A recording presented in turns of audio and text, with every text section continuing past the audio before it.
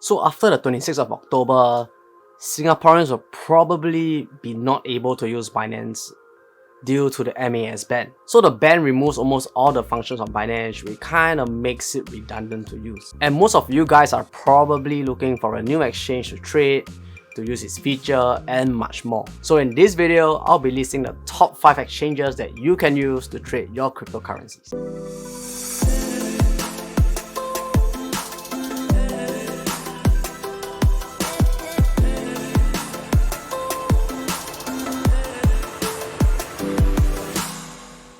Hello beautiful people, hope you're all doing good. So it's old news that Binance is getting banned in Singapore and we Singaporeans will not be able to use it anymore, for most part of it. Scotty's old news. And many are probably scrambling to look for alternatives before this ban comes in on the 26th of October. Force to scramble! But some of you guys are probably looking for the best exchanges for Singaporeans.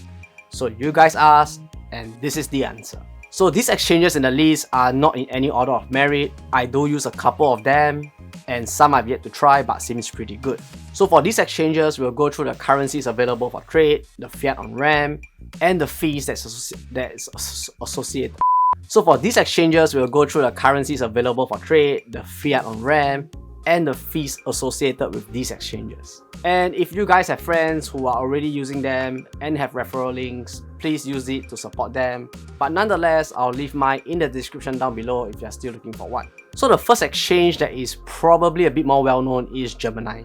So Gemini is probably one of the oldest one in this list, and they're started by the Winklevoss twins, and hence the name Gemini.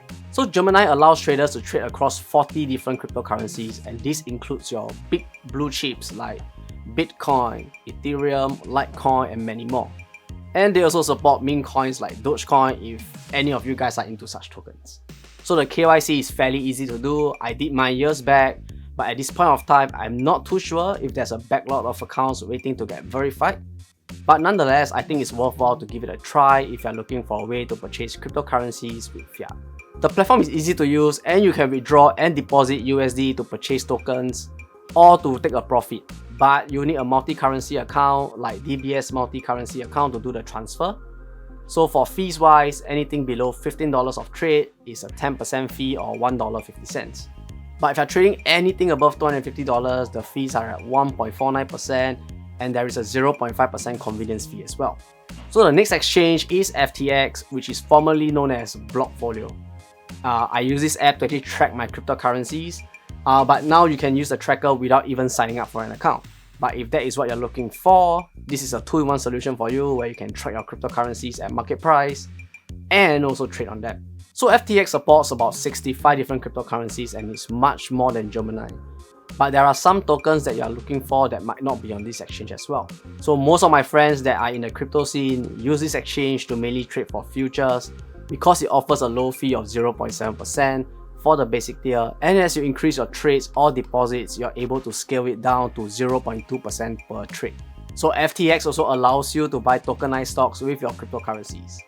But do note that these are not real stocks, but just a tokenized version of it. So next on the list is Crypto.com. I've done an unboxing video of the crypto card a couple months back, and I'll leave the video in the description or in the card above so that you guys can watch it right after this video. So Crypto.com is a bit more unique because it allows you to apply for a debit card that allows you to then spend your crypto gains. Like, yeah, crypto gains. So the Crypto.com app allows you to transfer crypto from your app into your card or from the app into the exchange, which is accessible via browser. And to buy crypto is also very simple. All you have to do is to purchase it with your credit card through the app and you can immediately transfer them into the exchange for trading or just swap it for other tokens within the app itself. So one of the benefits of using Crypto.com is that with the card itself, you're able to just transfer your tokens into the card and spend it in any retail store like a Visa or MasterCard.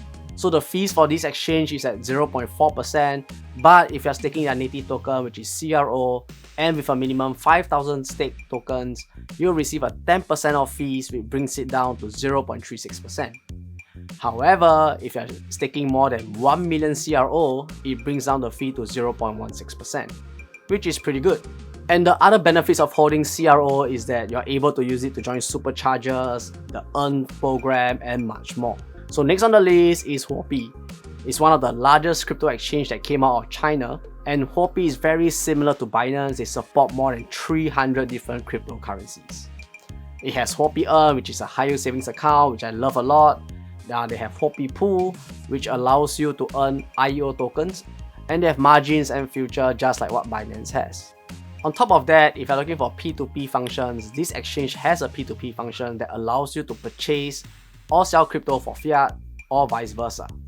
And right now, they're charging no fees at all. For trading fees, it starts at 0.2%. But if you're holding Huobi token, you can get to pay your fees with the tokens itself and get a discount if you hold more than 200 tokens. So I'm just going to put it out there that currently this is the main exchange that I'm using for my crypto and my trading as well. Lastly, we have Independent Reserve. So Independent Reserve is one of the 2 approved and regulated exchanges for Singaporeans. So previously, I did a video on how you can use this exchange, and I'll link it in the card above so you can refer to it after this video. Currently, Independent Reserve supports up to 10 different types of cryptocurrencies, and the list might continue growing as time goes by. So they do have fiat deposits and fiat withdrawals. Those comes with a fee as well.